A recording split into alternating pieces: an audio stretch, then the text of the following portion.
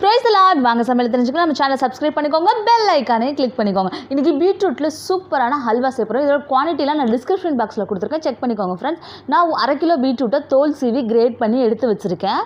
Sugar தேவையான அளவு எடுத்துக்கோங்க.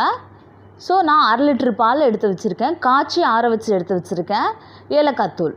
வாங்க எப்படி செய்யலான்றத பார்ப்போம். நான் அடுப்பை பற்ற வச்சு அதில் ஒரு கடாய் வச்சு 1/2 கிலோ பீட்ரூட்டை தோல் சீவி கிரேட் பண்ணி எடுத்து அதில் போட்டு நல்லா பச்சை வாசனை போகிற வரைக்கும் தண்ணி விட்டு வதக்கிக்கோங்க ஃப்ரெண்ட்ஸ். அந்த தண்ணி நல்லா வடிஞ்ச உடனே இதில் 1/2 லிட்டர் பால் ஆட் பண்ணிக்கோங்க. நான் 1/2 கிலோ பீட்ரூட்டுக்கு 1/2 லிட்டர் பால் ஆட் பண்ணியிருக்கேன். சுகரும் இதில் ஆட் பண்ணிக்கோங்க. நல்லா கிளறி விட்டுக்கோங்க. 1 டேபிள் ஸ்பூன் நெய் விட்டு நல்லா கிண்டிக்கிட்டே இருங்க ஃப்ரெண்ட்ஸ். இதோட டைமிங்கும் நான் டிஸ்கிரிப்ஷன் பாக்ஸில் கொடுத்துருக்கேன். நல்லா கிண்டுனீங்கன்னா இந்த மாதிரி வரும். இதை ஓரமாக எடுத்து வச்சுட்டு அதே அடுப்பில் ஒரு பாத்திரம் வச்சு நெய் விட்டு 1 டேபிள் நெய் விட்டு முந்திரி பருப்பு திராட்சையும் வறுத்து அதில் சேர்த்து ஏலக்காய் தூளும் போட்டுக்கோங்க.